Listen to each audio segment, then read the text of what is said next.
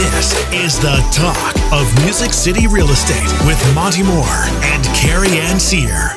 Monte has over 30 years of real estate experience with over $1 billion in sales and 3,000 homes sold.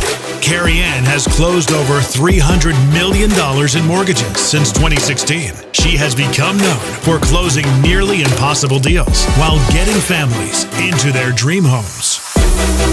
Now, Monte and Carey Ann answer your real estate questions on the talk of Music City Real Estate.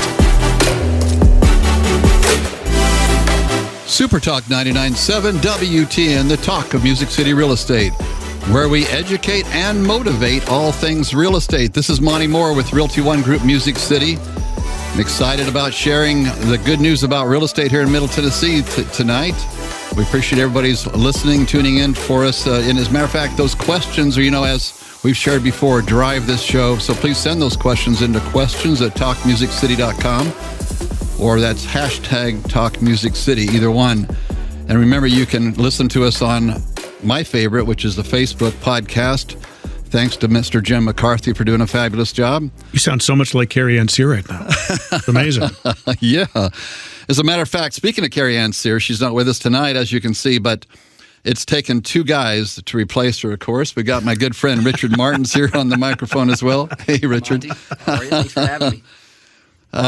So I'm excited tonight about talking about a really, really, really hot topic.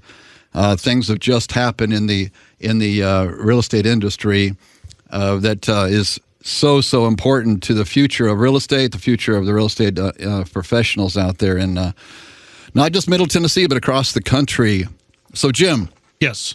Prior to jumping into this, is there anything else in the current real estate world that we should be paying attention to, or should we just go ahead and jump into this right now? Let's jump into it. I'm still getting my computer connected here, and I'll let you know as soon as I hear something. But you wanted to talk about, we talked about last week, the Amazon effect. We did. Right? We mentioned the Amazon effect. We did.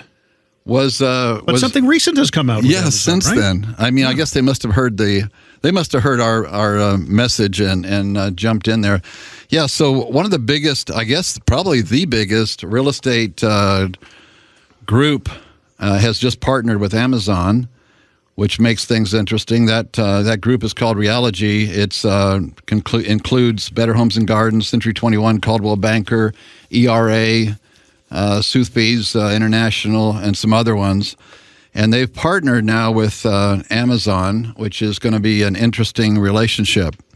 Interesting for the realtor especially, because what do you know about this, Jim? Have you heard anything about it? I mean, the bottom line is that Amazon wants to credit back the consumer up to $5,000. Guess where they get that money? I don't know. I'm kind of learning about it right now. I've been struggling with how to pronounce this. Is it REALOGY? REALOGY. Or REALOGY? Yeah, REALOGY. Is it REALOGY? REALOGY sounds good. So. Yeah, that's the biggest thing I've been struggling with. Mm-hmm. And from a marketing perspective, this is an Amazon-driven thing. I think it's a mutual thing. I think the several of big brands would have taken them up on this. Right, is what my understanding is. But REALOGY did, because their stock has been down a bit, and this is not to criticize any real estate company for sure, but their stocks have been down a little bit, so they decided to give a little bit of a Hail Mary here and hook up with a large entity that is probably one of the biggest in the world, I guess. Yeah, huh? and from a marketing, which is a large part of my background, perspective, Amazon getting into the real estate market. It's kind of like McDonald's selling lobster. It on the surface doesn't seem to make much sense. Yeah, well, Amazon sells everything else, right? So Yeah. But do they do it well is the question. Right. Can Amazon sell cars effectively? Right. That's the question. Or are you still going to go to a dealership, or are you going to go to a Carvana or one of those specialty? Mm-hmm. They specialize in this, Right. There's a lot of moving parts to a real estate transaction that I'm not sure if. Yes, there is. And that is concerning, because there's so many entities out there right now trying to take the place of the real estate professional. And that's part of what today's experience is going to be on the show.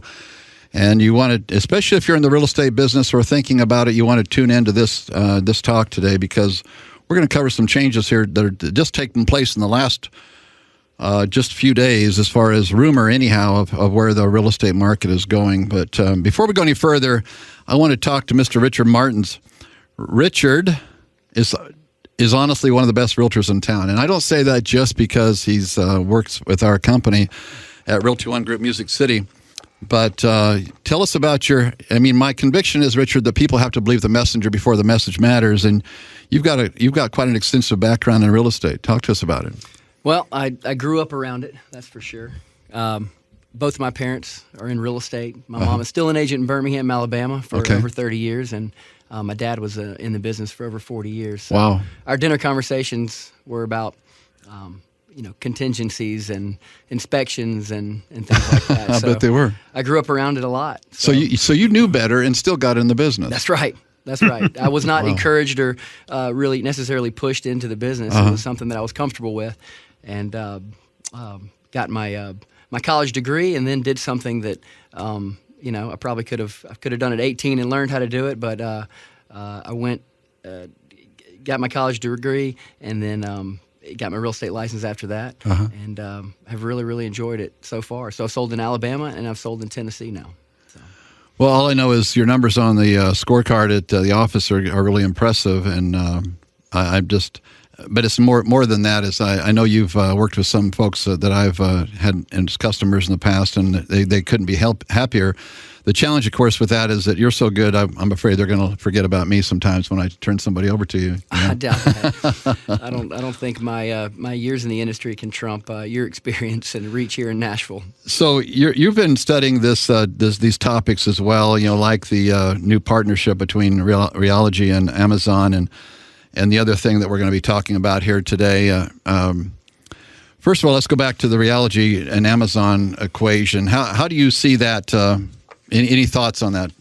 Well, I think, like Jim said, it's certainly a marketing play. From my perspective, from REALOGY, Amazon, that name just resounds in so many industries already. Right. And so for them to partner with Amazon, that's just a huge play. And I wouldn't be surprised if behind the scenes there were other large players in the real estate industry that may have bid for that same partnership, and REALOGY is just the one that won out. Right. I think most of the bigger ones would have done this just to capture that part of the market, but it's going to come with a pretty big price from my perspective. I mean, I hate to, as competitive as things are getting.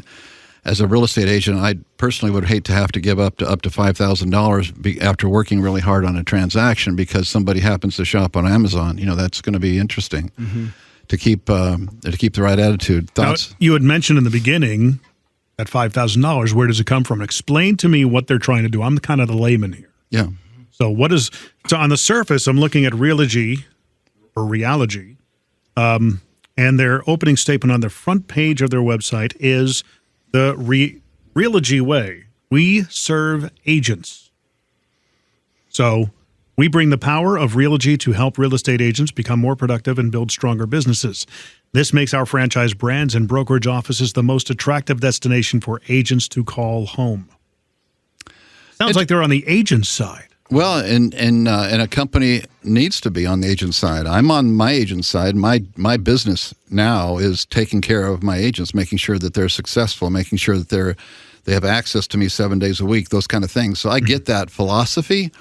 The challenge with that is like, okay, guys, I'm all about, if I was, again, I hate to sound critical, but the bottom, to answer your question, Jim, where's that money coming from? It's coming from the agent's pockets in the form of a referral fee.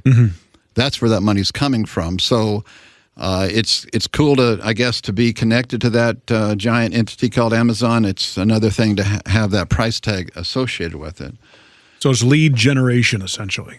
Basically, yeah. I mean, Amazon's probably got everybody's. I mean, they're bigger than Zillow, I'm guessing. Right. I mean, way bigger. So to think about their database, it's got to be pretty massive. So if you were, let's go back to you, Richard. If you were given the opportunity to have an Amazon customer, but there was a price tag of, let's say, $4,000 or $5,000 associated with that, well, what are your thoughts about that from the consumer standpoint? I feel like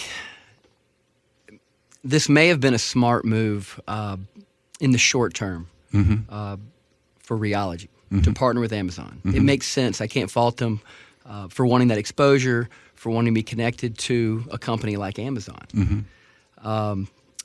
But I do feel like that this is Amazon. This is my personal opinion. Yeah, this is what this is about. I mean, again, I think our goal is to bring value to the marketplace. Our goal is to bring authority to the marketplace, but our goal is also to maybe pull the curtain aside a little bit and show what's going on in the industry, what's going on behind the system. I feel like we may get into it even more, but in a little bit. But I feel like this is a long-term play for Amazon, and this is them getting their foot in the door for the real estate industry.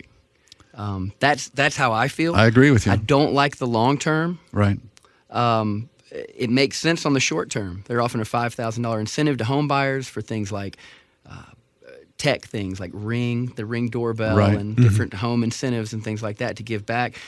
Cleaning services that they'll offer to home buyers, handymen, helping them unpack. Those are the things that $5,000 covers. But which look good in the here and now, but I don't like what I think Amazon is doing in the long term and where they're trying to go with their real estate market. I agree with you because I think it feels like they're putting their eggs in one basket. That's going to be, you're going to lose your ability to move with the changes if you have too many eggs in one basket, and that looks like a pretty big basket. I get the attraction, I get the temptation, but it comes with a big price, and my concern is a price that may get cost prohibitive down the road, because once they develop that database, what's it to keep them from saying, I think we're going to go with 6,000 to 7,000 now because so and so is offering. I mean, it just keeps more coming from the agent. Well, this is great conversation. We're going to come right back in a couple of minutes rather, and talk more about this next topic, which is the class action suit against some big real estate names. We'll be right back. Super Talk 99.7 WTN, the talk of Music City real estate, where we educate and where we motivate all things real estate. This is Monte Mohr with Realty One Group Music City, and I've got two awesome gentlemen here. We're talking about the changes taking place in the real estate industry, and some pretty hot topics have happened this past week. One of those is Amazon partnering with one of the largest real estate groups on the planet, and how that might affect the real estate business. It's going to affect those agents probably more than it is the business. They're just going to be paying a hefty referral fee, basically, that's going to go back as a rebate to those consumers using them. What I really want to get on the topic of, though, today, Jim and Richard, is this class action lawsuit. So for the past year, there's been started as one class action lawsuit. I think it started in Chicago, I believe. The claim was that realtors have gotten together and basically colluded. They've basically making sure that the real estate commission stays at a certain level, and making claims that just aren't true. The real estate commission in my 35 years of being in the business has fluctuated from year to year depending on what the market's like. Currently, nationwide, the average real estate commission is a little over 5%. But anyway, this group, or this, I'm not sure if it's a family, I'm not sure it's an individual that has hired the first law firm to break out on this class action lawsuit, but they're claiming some big names, Remax, Keller Williams, and some of the other larger firms. But in reality, it's against all real estate professionals out there with a real estate license. And again, they're claiming collusion. They're claiming basically price fixing, I guess, those kind of things. What they're wanting to do, here's their premise. Their premise is that if you were in a courtroom and you're the defendant or you're the other side, and the point is one side wouldn't pay for the legal expenses of the other side. That's their claim, and that's what's happening in their opinion on the buy-sell of real estate, that the seller shouldn't be always having to pay for the buyer's representation.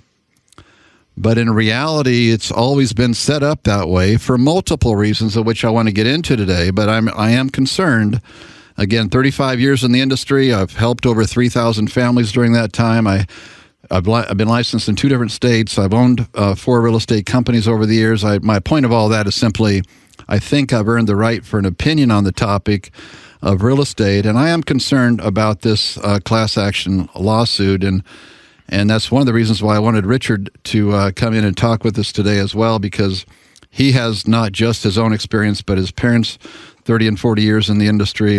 And I wanted Jim to be able to share from his perspective, because he is in tune with real estate and marketing in general and so forth. So anyway, let's talk about this topic, guys. So these are the kind of changes that they're proposing to take place, and some MLSs, my understanding, have already made these changes. But so Richard, let's say, for instance, you're an active real estate agent out there in the field, and let's say that one of the items they're talking about is that the seller of a home would not have to pay for the buyer's agent side of the transaction. What do you see if that were to be passed? What do you see as a ramification of that, good or bad? Well, certainly not positive. Yeah. It is interesting to me that I think a part of this lawsuit. Again, I'm not an attorney. I've just seen the news. That let's qualify that. We're not giving any legal advice here today. That's right. And we're all for all real estate professionals. Okay, we're especially for the industry. Mm-hmm. Okay, go ahead. That they say that there is, I believe, a commission rule, as they put it. Mm-hmm. The National Association of Realtors has a commission rule where, again, I've been in a family that's been in the industry for decades. I've been in the industry myself for about a decade. And there's no rule that dictates what the commission is going to be on the listing or the buying side. Have you ever negotiated a commission, Richard? That's what's always It's always been negotiated, hasn't it? That's right. It's always negotiated. And so a listing agent sits down with that owner and that seller, and everything is transparent, full disclosure. There are forms that have blanks on them, mm-hmm. not filled in, inputted already as what the commission is going to be. It is a blank. Right. There's nothing there. Right. That you sit down and you discuss what the listing company is going to take, mm-hmm. and then in that same agreement, it says what that listing company is going to share with the company that brings the buyer. Uh-huh. That's right. And it's all there, full disclosure. And I believe, from what I've seen, some of the verbiage in the lawsuit is that there is a commission rule. And, I don't know where they got that. And I think a lot of the big players involved in this, that's one of the big things that they're saying is that's just not true. That rule has never been. And, mm-hmm. and the commission has always been negotiated. Yeah, I think the intention there is to, again, create a separation towards real estate professionals. That this whole thing seems to be building up that we're the big bad realtors, and we've fixed a price, and we've insisted on certain things happening, when in reality, in my 3,000 plus homes that I've personally closed on, there's been a range around 6%, but that range over the last year or two has probably been closer to 5%, or maybe even less than that. Because, as you know, as somebody's been in the business for a decade, you have to flex with the needs of the consumer. So, first of all, that whole premise is wrong. That there's any sort of concept of price fixing. Yeah, we shoot around a target of around 6%, so that one side has 3%, the other side has somewhere between 2 and 3%. That's a goal because we earn every dollar of that. Here's the other part of this equation, folks. If you're not in real estate, please hear my heart. There are times where it appears that the real estate professional hasn't earned that money that they're walking away with after that closing. There are times. But nobody's watching of the many, many, many, many other times where we walk away after hours and days and weeks and months of effort with nothing. Nothing but our own hopes and dreams, nothing but a conviction that we're going to continue to do the best we can because we have a servant's heart and we want to serve our clients at the highest level with regarding one of the most important processes or acts of their life, and that is buying and selling their home. So first of all, it's about again, Richard. It's about the idea of price fixing, right? Is that what you're getting out of this? That's right. It's the idea of price fixing, and it just it doesn't make sense to me because with my experience in the industry, it's just not true. Right. It just doesn't happen. Right. From what I gather, they're still paying the commission anyway. Somebody's still going to pay something, right? When all is said and done? That's right. Yeah, I mean, both. They just don't want it to come out of the sale of the house. Well, both agents work for a fee. Right. Right. Both agents work for a fee. There's even a buyer's rep agreement, Monty, that we know about. That if I'm working with a buyer, they fill out an agreement. Right. It says this is what my fee is going to be. Correct. Most of the time, traditionally, that fee is going to come from the listing agent's company. Correct. From the sale of that home. Correct. But there's also another blank with nothing inputted in there that we write in that says what our fee is going to be. Now, if that listing agent, that seller, is just going to pay the buyer's broker 1%, 2%, we've got an agreement with our buyer already that says my fee for this is going to be 3% to help you through this process. So if the listing agent pays 2%, then now it's the responsibility of the buyer to pay that 1%. Correct. But all of that is negotiated. It's all negotiated. Every bit of it from both sides. Exactly. Again, we have a target because again, there's a value extended connected to our expertise and the labor and the work and the time that goes into this. So this is an important topic that, again, I'm glad we were able to discuss today, and I'm looking forward to going further with this.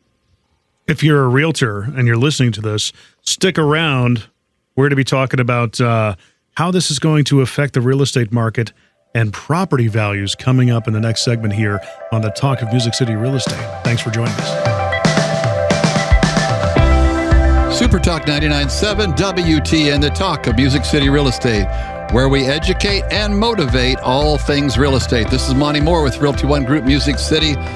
And I'm so excited tonight to be talking about some topics within the real estate industry that are just happening this past week. Before we get started, though, we want to remind everybody that any questions you might have regarding real estate or mortgages, please send them to questions@talkmusiccity.com. That's questions@talkmusiccity.com or hashtag TalkMusicCity. And be sure to go to Google and watch us, our podcast that's been created by Mr. Jim McCarthy. Thank you again, Jim. No, my pleasure. Definitely listen to the podcast. We're on iTunes, Google Play, Stitcher. Pick your poison. You go to Facebook, you'll be able to find out exactly where you can consume and download 27 episodes now of the Talk of Music City Real Estate. I've been wanting to say, since probably the start of this show, way back in the beginning of the new year, with topics like this, especially with new agents coming in, education about it is preeminent. It's very important. You put a lot of emphasis on it. And one thing I appreciate about you, Monty, is the fact that you are willing to put it all out there. You know, your 30 plus years of experience. Any agent that comes on board with your company is in mega good company. It is, just amazing the amount of information that you share for anybody just dipping their toe in the water in the industry. And I just wanted to say that. So I'm done brown nosing. Well, thanks.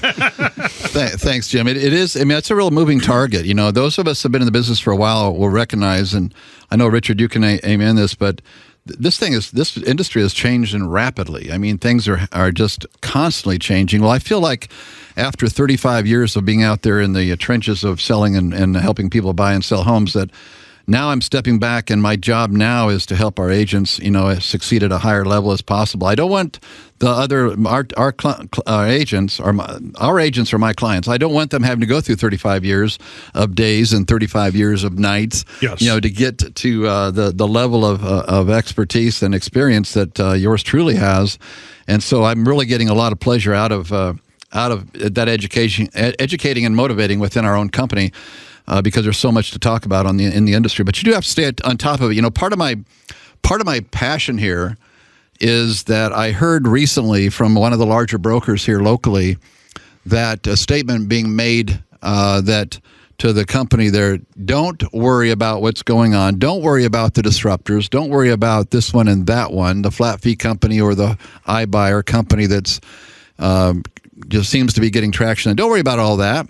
This is a fad, and it will pass away. Richard, do you think this is going to pass away? I don't at all. I don't either, and I don't want to sound negative, but I don't believe it's going to pass. I think the cat's out of the bag. I think there's these mega huge tech companies coming after us. Basically, okay, it's a huge target. It's a multi-trillion-dollar industry, and some big boys. And you talk about a big boy jumping in, just like we talked about last session about Amazon and them getting involved in real estate. Everybody wants to use their database, and that's what they're doing, certainly. So let's continue on about this class action lawsuit against the larger real estate companies, which again it ultimately comes down to all of us in real estate. How do you think this could affect the real estate industry? Either one of you guys, any thoughts here? Because it's going to affect it. If I have a home to sell, and I'm told now that I don't have to pay a buyer's agent in that process like I have up to this point, is that going to affect the service or the quality of agent that's going to show my home? First and foremost, I think it's going to discourage home ownership in general, especially for, say, a lower income market. Sure. I've worked with FHA buyers as recently as last week, and when you put 3.5% down on a home for an FHA loan, or even if you're doing conventional and putting 20% down, that's a big chunk of cash that you're putting down. Right. And if it's now on that same consumer that's buying a house and putting their down payment down, to then also pay the brokerage fee or pay the commission for their representation, that's sometimes that's not going to happen.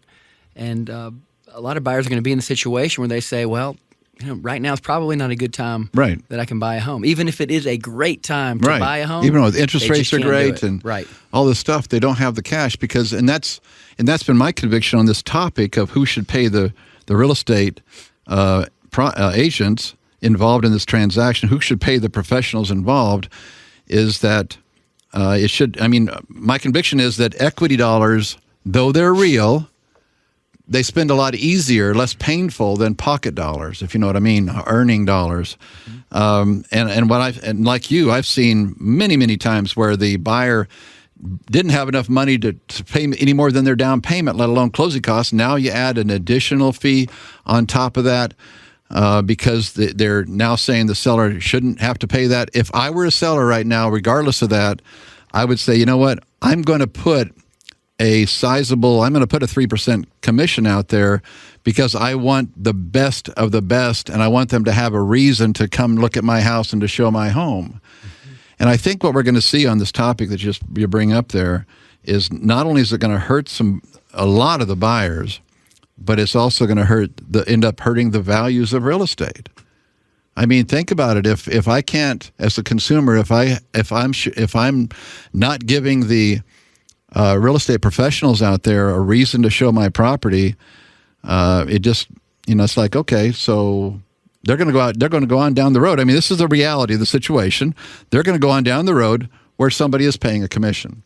That's just the way it works. Right. Yeah. From a marketing standpoint. Yeah, from a marketing standpoint. That's not, I don't know why the real estate industry is being picked on any more than any other industry that wants to be compensated for their efforts. That doesn't make sense. I see it happening in a lot of industries, though. Yeah. And I heard somebody say the other day about this topic, when some people on the other side of the argument may say, well, the commissions are inflating the prices of the house because the sellers, they need to raise the price of the house to cover that commission. It's kind of like saying that McDonald's is paying their employees $15 an hour, and so that's inflating the price of my hamburger at McDonald's. It's just that's the industry. People work. Right.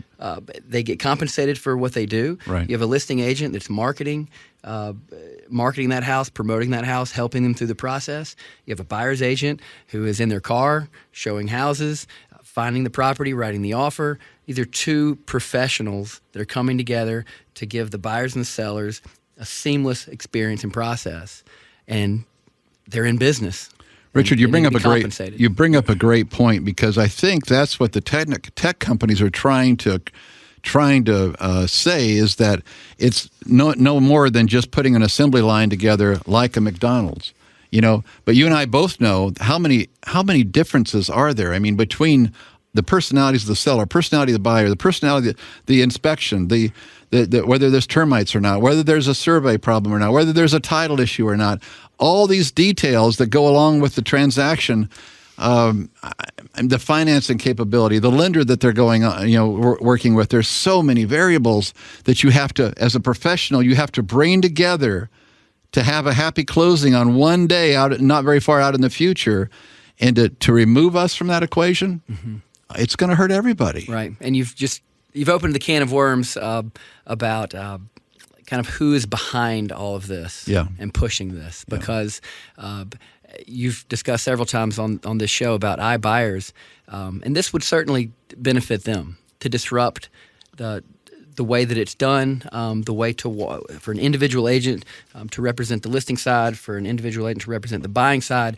be their fiduciary, have their best interests at heart, to remove those from the equation, to press the easy button. Correct. That benefits them quite a bit. It does, and I really do believe what the rumor is, and that rumor is that it's the tech companies that are really pushing this lawsuit, this class action lawsuit to start with, because they feel like they have a ton to gain. Get rid of the big bad real estate agent who's charging you 6% or wherever they're in that number, so that we can come in and this is what I want to continue to talk about is this iBuyer part of it, because I don't think that we've got enough understanding here in our community. I still talk to a lot of real estate professionals that just aren't being taught on the topic about how influential this is. But let's go. There's a couple other points here that I want to make sure that we're making here real clear. First of all, again, this lawsuit has been going on for about a year. There's 9 law firms now involved in it. It's alluding to the possibility that there's a collusion within the real estate industry. We know that's not true. They're trying to say there's price fixing on a 6% commission. We haven't even seen 6% for some time. The average is 5.08 in the nation right now. These are the truths that are happening, but I feel like if there's enough pressure on us and enough focus on our part of it, it makes it easier. So what's the other choice then? That's the question. Okay, so if it's not the real estate professional, what is the other choice? I'm going to go ahead and say the word. Is it going to be something like an open door? Is it going to be a Zillow's offers? Is it going to be a FSBO, an offer pad? Well, it's what is it going to be if it's not going to be the real estate professional? And that's the setting that they're trying to create, I think, as an alternative that is supposed to be better than dealing with the real estate professional, when in reality, it's all but better. It's going to drive down the market. It's going to drive down the service. A machine or artificial AI system cannot do what you and I can do in the marketplace to help people through that process. Right. And who's going to have the client's best interest at heart? A real person or the company who's responsible to their shareholders? And I want to get into that in a minute here. We're gonna take this on the flip side, as they say. We're going to dive into who is really behind it. And, how is this ultimately going to affect the consumers out there? We're going to talk about this on the other side on the Talk of Music City Real Estate. Super Talk 99.7 WTN, the Talk of Music City Real Estate, where we educate and motivate all things real estate.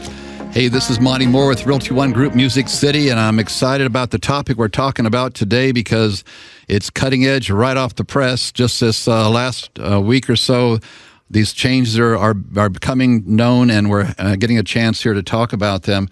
On this topic, Jim and Richard, I compare it to, as far as whether or not to have a real estate professional, and I get it, I'm a real estate professional, so I might be a tad bit biased, but I've seen so many cases where people tried to enter into the experience and it didn't work out good because they didn't have a tour guide. Can you imagine, Richard, climbing Mount Everest and at the base of, and deciding on the way there to this huge climb that, let's save the money, we don't need, I heard that there's a dispenser at the base of the mountain that says how to climb mountains for dummies, and all you got to do is grab that little flyer, and it'll take you to the top.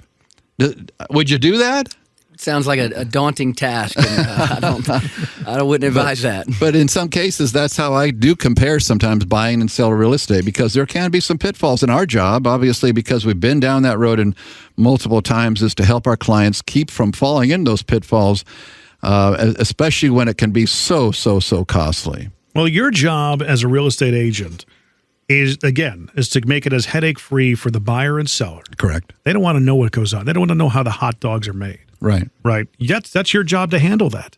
Okay, so when you remove yourselves out of that and they start, I guess, dumbing down the industry. Mm-hmm. And that's what it would be doing, is dumbing it down. When you take away the local professional, what are you going to do? And because of the advent of technology, the same thing happened in the voiceover business, same thing's happening in the car business. Mm-hmm. At least from my experience when I worked in them, and I'm still in the voiceover business. But basically, looking at those elemental things, what came out of those shifts are the people that said, okay, look, now that you've had it this way, here's why we get what we get, because you kind of get what you pay for. You know what I mean? So when you want to go in, you don't have a buyer's agent that's willing to do the marketing, to put their nose to the grindstone and put their best foot forward for you. Mm-hmm. Yeah, that's going to be all on you. You're going to have to, as the buyer or the seller, you're going to have to figure out how to get creative on marketing your house, because these companies probably aren't going to do it that well for you. Okay, like you're talking about AI's got a long way to go. Yeah, they're never going to be replaced again in this scenario, because there's too many moving parts. But the cream will rise to the top, I think. Yeah, that's and anytime something's evolving like this, I mean, I'm excited about it. It helps us become better. Well, I know that it'll help all of us become better or decide to go do something else. Yeah. It's not an easy business. It's not for the weak of heart. You've got to be serious about this thing. This is not the Property Brothers. You go out and show 3 homes and say, okay, which one you want to pick now? It doesn't work that way. Really? I wish it did, but it doesn't. Wait a minute. You might show 133 homes and nobody's going to buy anything. You just don't know. There's no guarantees. That's why it has to be a decent size amount of hopeful goal there, because there are no promises. How would you like, Mr. and Mrs. Consumer listening to this right now, how would you like to wake up tomorrow and your income is based on various, about 14 different things happening and coming together so that money can be created for you after you put months of effort in it? How would you like to wake up? That's our reality. Right.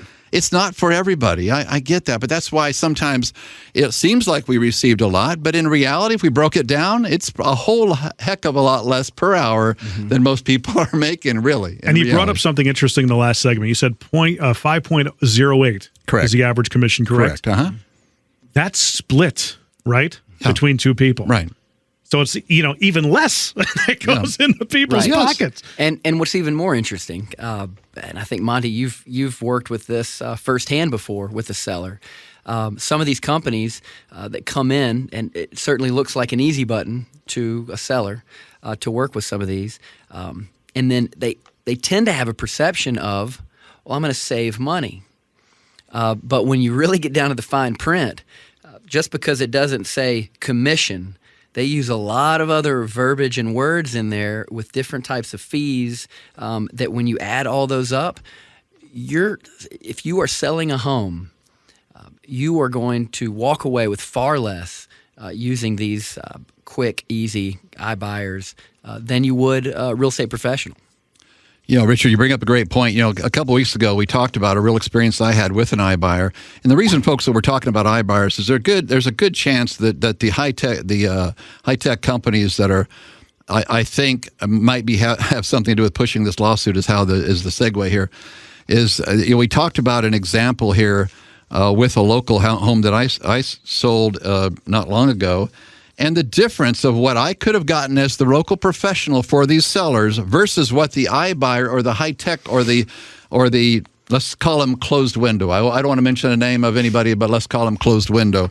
They would have made an extra $28,965 had they sold with a realtor who knows what they're doing versus hitting that easy button, thinking that they don't want to have an open house or. That's a pretty expensive easy button, wouldn't you say? Would you? Right, and they didn't, and they wouldn't have saved time No. either. No, at the end of the day, they wouldn't. One of the things I want to go over here, guys, real quickly, because I know we're running out of time for today's program, but I want to break down some really, really key differences of selling your home to an iBuyer. And again, that's those cash flippers. A flipper is a flipper is a flipper, guys. They're buying it at a price where they can turn around and resell it to the open market for more money. And just like this one that I had brought a while ago, Jim, you saw it, that they bought it at $285, and they put they got a $17,000 commission on it. They got $10,500 carrying charge, which we never did figure out what that is, a dock fee, I guess. Dock fee. And another $11,300 in repairs of a perfectly fine home, which they didn't do the repairs of, by the way. They only did a few of them and freshened up with some paint, but then they stuck that back in their pocket. But let's break it down here. Let's compare the iBuyer and the realtor. What are the real numbers? Or what are the real breakdown here, okay? Because if I'm selling a home, I want to get the most amount of money in the least amount of time with the fewest hassles. But let's break down some real key elements I think a lot of folks have maybe lost sight of. Let's say here, first one is the realtor sells the home. It costs less to do it. It's been proven. We charge between 5 and 6% typically. The iBuyer, it's absolutely proven, and please reach out to me if you don't believe this. I've got the data, 7 to 15% on a lower number. That's the real key part. I mean, it's worse than that if you really break it down to percentage. So in other words, a realtor does 5 to 6%. A iBuyer is typically 7 to 15%. A realtor wants to sell the home for the highest amount for the client. The iBuyer wants to get it at the lowest price. The realtor has a fiduciary relationship with the client and buyer and seller. The iBuyer has his fiduciary relationship with who? The shareholders. The shareholders. They don't care about you. They don't care about me. They don't care about Nashville. They don't care about Middle Tennessee. They care about Seattle or San Francisco, because that's where most of the iBuyers live. Realtor sells a home. The money stays in the community. This is so big to me. This is really, really huge, because when I look at what this one company did in town, let's call them Closed Window. When I see what they've done in the last 12 months here in our community, Middle Tennessee, I'm seeing over 550 homes that were transactions with that company. 550 times an average loss of $20,000 to $40,000. That's $10 million to $20 million, not just lost from those homeowners, but also lost from the local economy. It's crazy. So iBuyer sells the home. The money goes to the iBuyers. Again, we said that. In many cases, these iBuyers are literally strip mining local communities. Think about this, folks. They're taking money here and they're dispersing it somewhere else. That's not good for the economy, Jim. The net loss that I was saying before is the equivalent of a really nice certified pre-owned E-Class. Or a brand new Honda Accord, however you want to look at it. $28,965, that you're leaving a car on the table for the trade-off of an easy button. Right. That's right. For the perception of easy, no headaches, and somewhat time, I guess. So we're out of time. Speaking of time. Thank you, everybody, for listening and tuning in today to the Talk Music City Real Estate. We so appreciate it. We look forward to talking with you next Sunday at the same time. Same time, same channel. We'll see you then.